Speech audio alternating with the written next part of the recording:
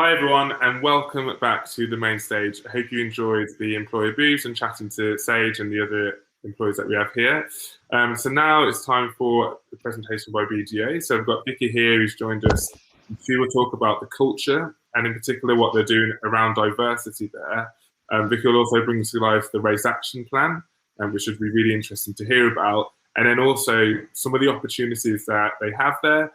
So all in all, it should be a really good and insightful presentation. So Vicky, I'll hand over to yourself. Perfect. Thank you so much, Anthony. So hello, everyone, and thank you for joining. Thank you for joining me today. So as Anthony mentioned, my name is Vicky Verdi, and I work as a resource here at BDO, recruiting for our early in career opportunities in our East Anglia and London tax group. So it's such an honour to be here today to be talking to you not only about the opportunities that we have available at BDO, but also why diversity is a priority on our agenda and will remain as a priority for as long as we can kind of, function.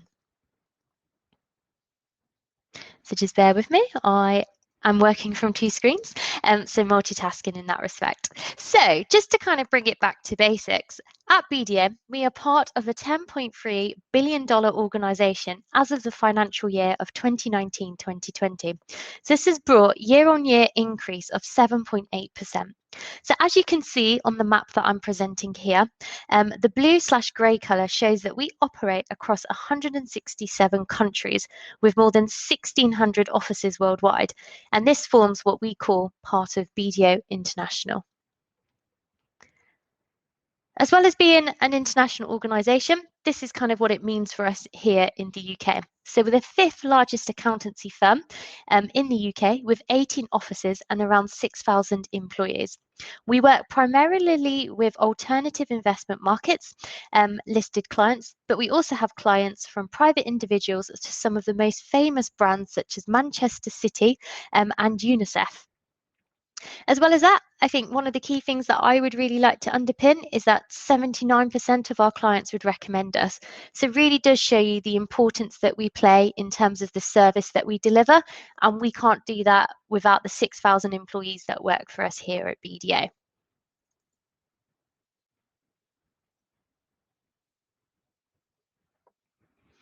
So just to kind of strip it back now that you know a little bit more about our organisation. BDO's values. So our values act as the cultural glue of our firm, and we are guided by them in everything that we do. Our core purpose at BDO is helping you succeed, which is the foundation of why we do what we do as a firm, and our values define how we should behave towards one another. By behaving in accordance with our values that you can see on my screen, we are in a strong position to successfully deliver upon our build strategy in order to achieve our firm's vision. Together with our code of conduct, they guide us in our day-to-day interactions and decision-making with each other, our clients, and society as a whole. So by knowing our full values, you will always know exactly what we expect from you and what you can expect from us. So it's really important when you are looking at organisations that you want to work for, or understanding what these organisations stand for and kind of the behaviours they want to see from their colleagues, the values are a real key thing in kind of helping you decide whether that is going to be the right organisation for you. Also, it's really important when you are looking at the values is making sure that you weave these in when you are going through the interview. So the interview won't necessarily explicitly ask you, how do your values align, but really important if you do want to stand out when you are at an assessment centre is looking at what these values are and kind of thinking about how they align to the things that you do in your day-to-day life.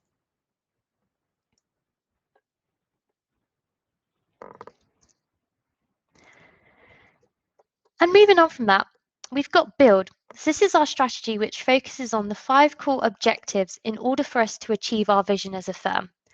In particular today, I want to focus on the U element of this, which is unifying culture. So unifying culture essentially means working together and using the entire resources we have available at BDO, which will help each other and our clients succeed. So this is essentially fundamental to our success. Our strategy specifically includes fostering and unifying culture. So what we do when we talk about unifying culture here at BDO is that we encourage people to be themselves. So we value you as an individual and we want to realise your aspirations. We know that if you bring your full self to work, you are far more likely to be successful.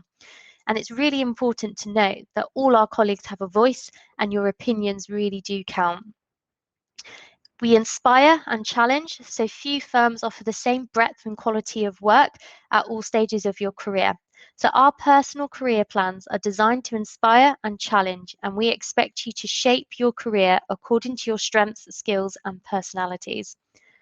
As well as that, collaboration is key when delivering on a unifying culture. So sharing and applying knowledge and ideas remain one of the most powerful things an organisation can do. It provides us with a competitive advantage, and we expect everyone to play their part, regardless of what role you're in and regardless of where you come in terms of the organisation. And successful. So each of us have our own definition of success.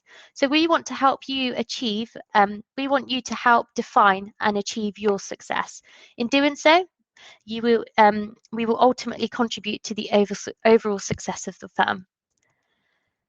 So we have 3 strategic priorities in respect to the unifying culture. So as I've mentioned, we've got some elements of how this comes to life, but we also have what we call the U board. So the U board are a number of senior partners across the firm, and it's really important that our U board kind of meet on a regular basis and ensure that we are at the forefront of what we're delivering in terms of well-being, be yourself, and citizenship.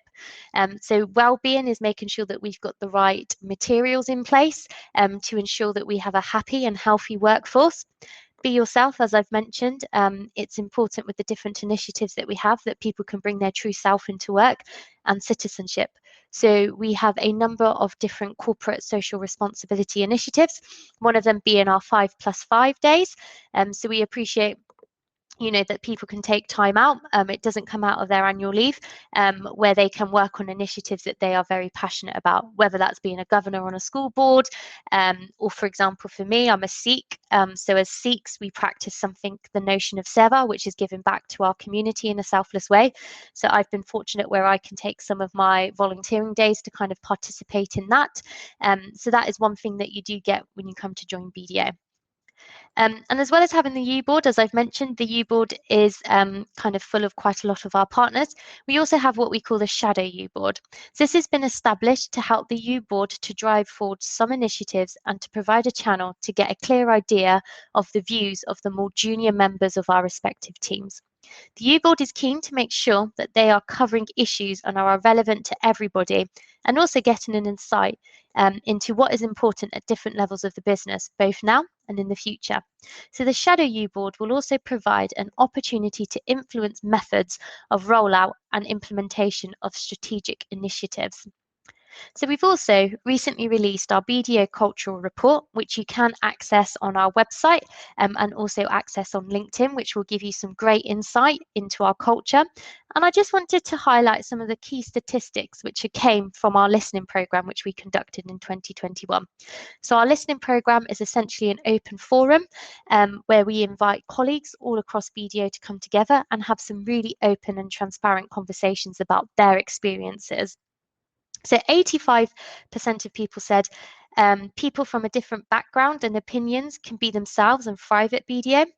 83% say that they can be themselves at work without fear of judgment or discrimination. So just kind of highlighting, when we talk about unifying culture and when we talk about our values, it's not just something that we say, it's something that we also practice in every day when you are working here at BDO. So as I've mentioned, we encourage the Be Yourself agenda, which is a really important message in terms of inclusion at its very core. So we celebrate and welcome diversity in all its forms in many ways, right throughout the year. However, it's important to take a moment and reflect on this. So we have 7 employee networks here at BDO. So we've got BAME, Blend, BDO Inspire, Enabled, the Christian network, Muslim, Jewish. And it's really important that these networks educate and inform us all through numerous events and articles relating to important subjects and specific dates in the calendar. They also provide a community for their members and allies. So being a member of a network not only gives a sense of identity and belonging, but also an opportunity to share and support and educate your peers. It's important to remember as well, you don't necessarily have to be BAME to be a member of the BAME network, nor do you need to be LGBTQ+, us to be a member of Blend. So by being a supporter or an ally, it provides a great opportunity for us to learn more about a network and about a group of people within BDO as well. So I also just want to highlight our race action plan as well. So in the autumn of 2020, BDO published its race action plan. So this detailed how we can increase BAME representation, and in particular across senior representation, and drive sustainable and long-term change. Our race action plan uses the business and the community's race at work charter as its framework. So in the last 12 months, we've held ourselves accountable to sharing progress with our BAME network and Black Consulting Group, and via live firm-wide events, which are hosted by our managing partners. We've launched a BAME mentoring circles and reverse mentoring and one-to-one mentoring programs. We've organised our first Black Heritage Work Experience programme in the summer of 2021. We've signed up to the 1,000 Black Interns programme. We reviewed the demographic of our brand ambassadors on college campuses. We've also conducted an external and independent audit of all our HR policies to ensure that they are inclusive, fair and transparent. As well as that, we published our ethnicity pay gap data, where we saw a 2.3 median and a 10%, actively promoted our whistleblowing and zero tolerance policies, improved our net exit interview analysis, and supported our BAME network and Black consulting groups in their forums and events, and also making sure that we have a regional representation of our BAME network outside of London as well. So we still have a long way to go. We need to also remain committed to delivering our race action plan in a very individual way. So it's not like it's going to stop. This is going to be something that continues throughout our time at BDO. So now you've heard a little bit more about our culture. You've got a bit more of an understanding in terms of what we do for diversity and why it's at the key of our agenda. I'm now going to talk to you about the different types of work that are available here at BDO. So we have 4 streams of work at BDO, and all client work sits within one of these streams. So we have our business services outsourcing team, who deliver long-term sustainable value to businesses by providing solutions such as accounting, payroll and compliance services. Our advisory practice provides corporate finance and transactional services, as well as business restructuring, forensic advisory and risk advisory services. Our audit teams challenge the accuracy of our clients' financial statements, ensuring the stability and authenticity of the financial market. And then lastly, we have our tax team. So they service our clients with everything from day-to-day compliance with tax authorities to advice on international tax to transactional support on mergers and acquisitions. So within these 4 streams, we will have a range of graduate programs available. So our graduate programs are now open for applications, so we would encourage you to apply sooner rather than later, as we don't necessarily have a fixed closing date. So once the role has filled, we would then look to kind of close it, but we don't have a definite date as to kind of how that would be. So with our graduate programs, it would be a structured learning 3-year program leading to a professional qualification in a chosen discipline at the end of that period. And this route is available for people that are in their final year, as well as recent graduates. And we've also got our apprenticeship programs. So this is 4 years. It leads to a globally recognised professional qualification, and this route is available to students who have not completed a university degree. As well as that, we have a number of insight programs and work experience available. So as I've mentioned, we launched our first ever Black Heritage Insight program in the summer of 2021. We will also be looking to do something again in the summer of 2022. So this will be a virtual insight week. So it's created for students of Black Heritage in their first year of a 3-year course or second year of a 4-year course. So the idea is that you'll come and learn more about BDO, learn more about the different streams that we have. And if completing that particular week, we may then offer you a fast track onto our,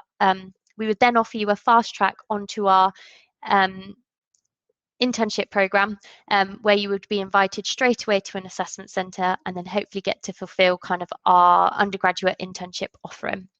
The Bdo Explore program is aimed at school students, so those that are in year 10, 11 and 12. And again, this will be conducted virtually. And for those that are going into their final year of school will then be fast-tracked to one of our apprenticeship assessment centres. So for any university students that are looking for work experience, as I've mentioned, we've got the Undergraduate Internships. So this is aimed at penultimate year of students, and this would be 6 weeks. We haven't opened for applications yet, but we will be opening for them in the next coming weeks. And we have also just opened for our Industrial Placement Programme. So anyone looking for a sandwich placement before entering their final year. So the great thing is with our internships and industrial placement program, if you enjoy it and we enjoy what we see from you, we would then hope to make you an offer to join us as a graduate. So you go into your final year not having to worry about that.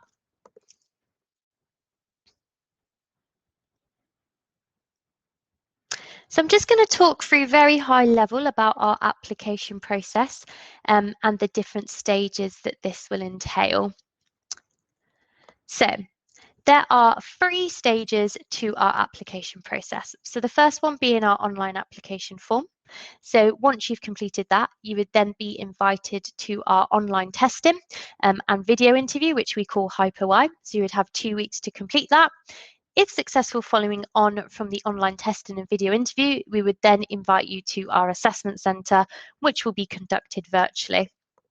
So at the moment, we are running a number of different assessment centres. So again, we really strongly encourage you to get your application in sooner rather than later. So I'm just going to move on to just some of our hints and tips for if you were interested in applying. So with our online tests, we just want you just to understand that you need to give yourself the best chance to succeed. So just making sure you sit in a quiet room where you won't be disturbed. Have everything that you might need to hand, so a pen, paper, calculator, and make sure you practice. So within our tests, there will be a practice test available. So we'd strongly encourage you just to complete that, just so you could get a bit of a feel for the format, how it's all set up. And what we kind of encourage students to do is there's not really anything you can do to prepare beforehand. So we really, really want you to kind of be your true self and deliver your authentic self. Within the online test, you will be asked to do a video interview as part of that as well. So just dress as you would for a normal interview. Believe in yourself. So keep those notes far away so you're not tempted to read from them. It can be very obvious when someone's reading from a script. So just try and let it flow yourself and keep an eye on the time. So if you're someone that's not very, used to doing video interviews, what I'd encourage you to do is just get your phone out, record yourself answering a question and maybe mark how you're coming across in that instance. So it just gives you a bit of a flavour with, how you're being perceived. And if you're seeing yourself doing stuff, obviously you're going to be a lot more aware of it when you come to actually do the real video interview. Final part is our virtual assessment centre. So, we want to give it a bit of a two-way feel. So we want to get to know more about you, but likewise appreciate you want to get to know more about BDO. So you will get the opportunity to hear from our business representatives into the areas that you've applied to. You'll be able to hear a little bit more from our trainees. So perfect opportunity for you to ask any of those questions you may have. And what we want to get from you from the assessment centre is to understand, how are you going to find life at BDO? So we try and give you immersive experiences in terms of the activities that you'll be completed. So you'll partake in a group exercise, an interview, which will be looking at motivational alignment, and it will have a mixture of strength-based and competency-based questions. You'll have a written exercise, and then one final element of the exercise will be presenting back to your assessor, and you will be asked to work on a SWOT analysis on the day of the assessment centre. So you'll have time to work on that individually and then present back to your assessors. So a SWOT analysis is looking at the strengths, weaknesses, opportunities and threats to give you a bit of a flavour for that. So that is ultimately a whistle-stop tour about BDO and what we're doing in the diversity space, as well as the opportunities that we have. So I believe I will pass it back to Anthony. Yes, thanks, Vicky, for that. Lots going on, and I think for me, I didn't realise BDO had 91,000 employees across the globe. Actually, it's like fantastic to bring that out, and I think that in itself brings to life some of the opportunities that you probably have by being part of an organisation like that.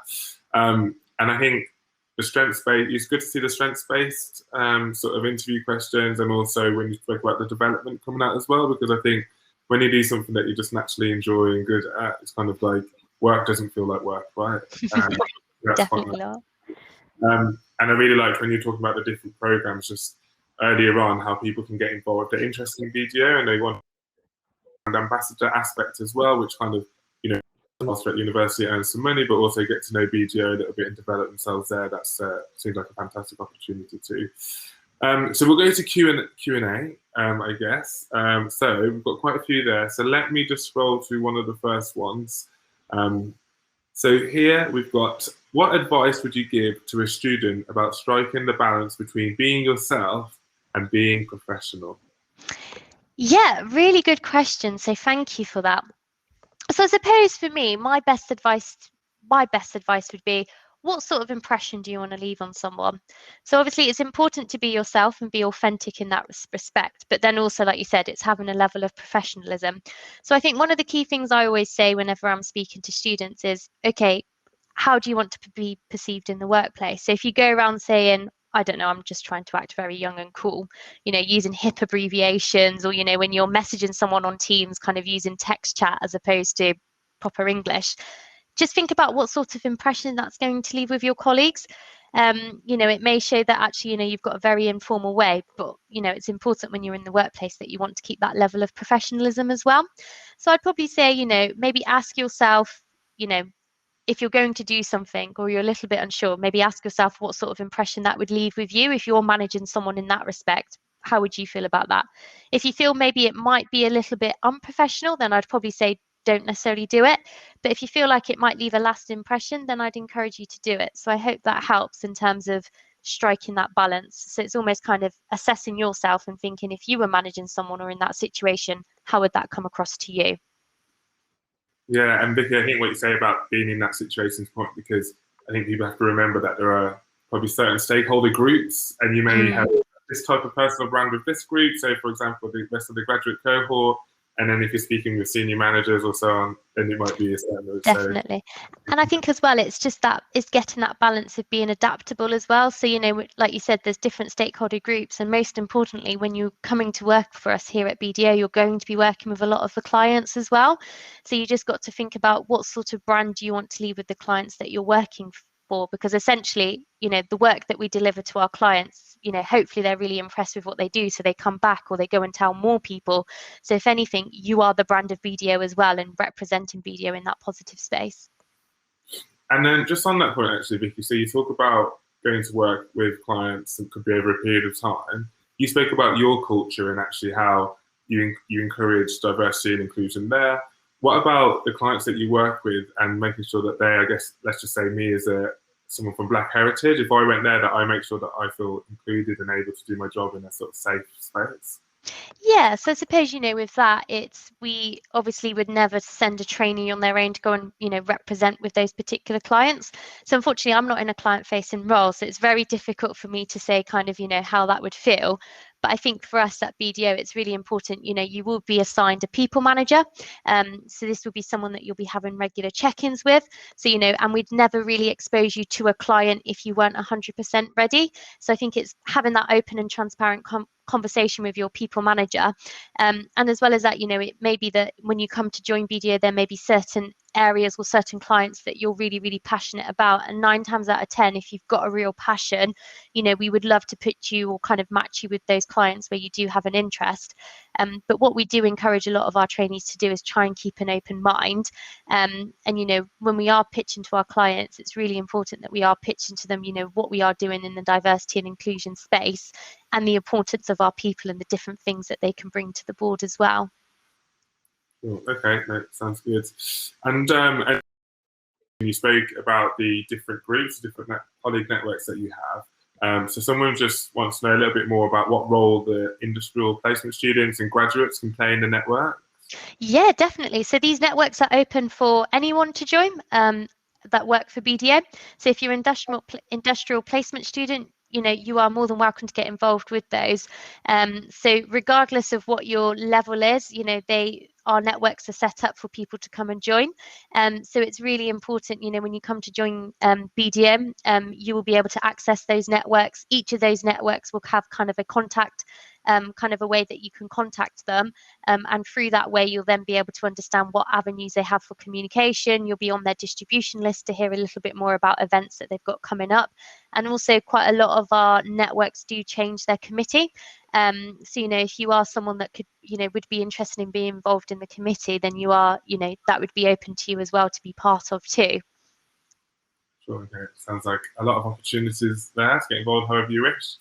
And just with the network theme, I guess. So someone's asked a question around mentorship and how that works at BDO. So would you have to be a member of one of the networks, or are there opportunities to get a mentor as well? No, so there will be opportunities to get them, you know, mentorships available. So as we've mentioned, obviously we've had the BAME kind of reverse mentoring that's been available. So obviously that's come from our BAME network. But as well as that, we have a people development team within BDO.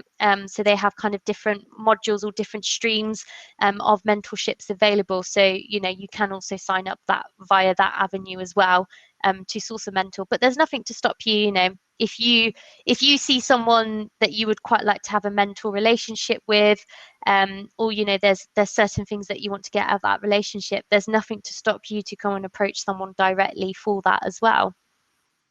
Okay, no, sounds good. I think so. Yeah, sometimes it's about being brave and just reaching out to someone that you think would be. Yeah, and you know, we have, like I said, our people development team would be able to kind of help you in facilitating that conversation, or having that opportunity to talk to your people manager as well. Okay, and a question here around the virtual insight week, how that works, and how do you think someone can impress someone at BDO on it? So how can they impress during that? Yeah, so I think with that, obviously there will be a pretty packed agenda throughout that week, and it will still be running virtually. So I think, you know, with that particular program, or how you would want to impress, I suppose, is, you know, making sure that you use the opportunities to ask questions. So you will be hearing from a lot of different representations across the firm. So it's really important to make sure that you are asking questions of interest. As well as that, we'll also make sure that there's plenty of time for virtual networking too. So using, you know, that networking time to really understand, you know, what areas of BDO that you would be interested in. And I suppose, you know, it's just actively engaging and making sure that you're getting the most of what you want out of that week as well. So, you know, beforehand, we would look to kind of send you a bit of a schedule so you can understand exactly what's going on when it's happening, and, you know, hopefully utilising the time for breakouts, you know, to really get to know the different people that you're meeting with as well. Okay, sounds good. It sounds like a busy week, but a rewarding week if you. A very busy week, but looking forward to it. Yeah, indeed. And then a question here is around the application process itself, and someone's just wondering which part do people typically fall down on, and how would you recommend just avoid it? Yeah, so I suppose from my perspective, it's, you know, making sure when you're completing that application that everything is as accurate as it possibly can be. I think a lot of people tend to fall down on our online testing and video interviewing part. So my best advice would be is, you know, with the video interview, I know a lot of people don't like video interviewing and it's very, very weird. But as I've mentioned, you know, just practice your video interviews. 9 times out of 10, you're going to get asked questions, regardless of whatever, you know, whatever organization you're applying to, is why do you want the job? What can you bring to the job? So, you know, just to maybe take 5 minutes out per, you know, 5 minutes once a week, just to maybe record yourself answering a question. And also in that respect, you can see what non-verbal cues you're using, and actually a lot of the time we find that people may not necessarily answer the question. So people tend to rehearse a lot. They rehearse a lot that it just doesn't necessarily answer the question that's been asked. So another important factor I'd say is just making sure that you understand what the question's asking you. So don't be afraid to maybe just have a pen and paper and just maybe write down, you know, a few of the keywords just to help you keep on track. Make sure you utilize the practice test just so you get a bit familiar with what the context of it looks like. And as well as that, we're not mind readers. We'd love to be mind readers and understand everything that's going on. But if you need anything, or if you're unsure about anything, just feel free to get in contact with us, and we'll be able to support through it. So 9 times out of 10, a lot of people will complete the test and then be like, oh, well, this happened or that happened. It was like, well, if you told us up front, we could have supported you through it. So those would probably be my kind of the best advice that I can give you with that. When it comes to an assessment centre, we really, really like you. The day is almost just proven to us, you know, why you'd be a good fit and why you'd be able to come and, you know, really hit the ground running as a trainee. So it's really, really important that you be yourself, and almost just treat it like a normal day at work, which I know sounds really, really weird, but if you get into that headspace, it really helps. So like the group exercise, just treat it as it's a meeting. You've got a task that you need to complete within a certain time frame.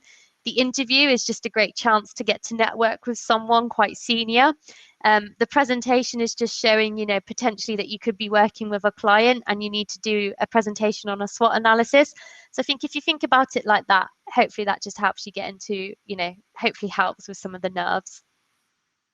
And just on that actually, because when you say treat it like a normal day at work, and earlier we spoke about the Insight Week, and the Insight Week is virtual, but some people may have never done a day's work virtually, and they might be a bit worried about how they come across located. So we've got a question here on that actually, and just where you think people should, or how you think people should set up at home to work to be able to on that. So does it really matter kind of what's in the background or anything like that type of thing? Not at all, not at all. Like as you can see, I'm in my lounge. Unfortunately, I don't have the most glamorous of lounges, so I'd probably say, you know, if there is something, you know, I appreciate not all of us are going to have offices where we work. So what I'd encourage you to do is just make sure you are in a bit of a quiet space. And let's say you're in an interview and maybe, you know, it's looking a little bit busy in the background. Don't be afraid to say to the person, I'm really sorry. You know, at the moment I am based here. You know, don't be afraid just to kind of, you know, just address that at the front. And I think as well, you know, if there is anything that may affect, you know, completing that virtual Insight Week or, you know, completing the assessment centre, again, just feel free to get in contact with the resource and advisor that you're dealing with, because we might be able to put certain adjustments or certain things in place. So as I said, we're not mind readers and we're doing our best. And, you know, if you've never done any work experience before, you know, don't be afraid by that. You know, there's probably stuff that you've done in terms of group projects, in terms of maybe running a society or being part of a committee. You know, that's stuff that you could almost say can be like work, really, but just in a different context. Yeah, that's true. And I like your light shade, by the way. So Thank you. This the final question that I'll ask then is, you spoke around the race action plan and all the excellent things that, I mean, it's been a really busy year by the sounds of it. How did BDO come up with that plan? Did someone, senior management, make it, or were colleagues involved in sort of coming? So I think with our race action plan, obviously there's been a number of different nuances that have come as part of it. So, you know, we've had people all across the business kind of feeding into it. So as I've mentioned, we had our listening survey. So our listening surveys take part kind of all throughout the calendar year, where we have colleagues that will join an open forum with one of our partners, just to talk a little bit more about their experiences, not only at BDO, but their experiences across the workplace, in terms of their careers to date.